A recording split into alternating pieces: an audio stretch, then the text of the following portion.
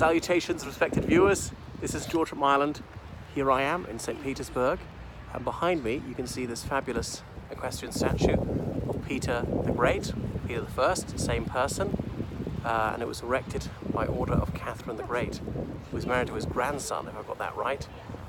Anyway, and behind me is the Constitutional Court, so you can see it's very much 18th century style with those neoclassical columns. You could only see them close. I wish I had zoom. You could see there's some statues on it. So, and then to my rear now is the river Neva. You can't really make it out because it is the bank of the river, and then obviously it's just all white because it's frozen solid so long ago. It was a very mild day at -3, so which belies the fact that there is snow coming into my face. And there we are. They have lots of archways to go through. Because it's a Sunday, there's not a great deal of traffic. So there's this very spacious park leading down to the river because there's a bit of a flood meadow in the old days. And the river flows out into the Gulf of Finland. And then St. Isaac's Cathedral is back there. Well, you can't really make it out, even though it's not very far away because it's just so snowy. Possibly you can see the dome of it behind the trees. And then another Admiralty building, obviously because it's the headquarters of the Russian Navy. And perhaps you can see St. Andrew's flag. No, you can't actually. I can make it out with my... Oh, there you can actually.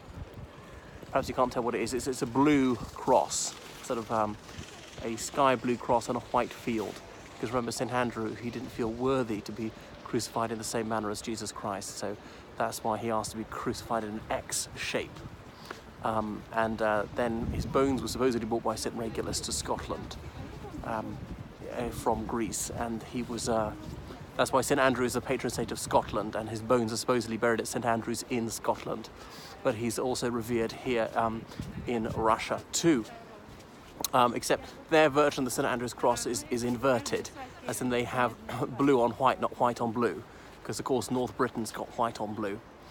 Over at the Constitutional Court, well, up high there's some classical friezes, and there are these angel figures way up high.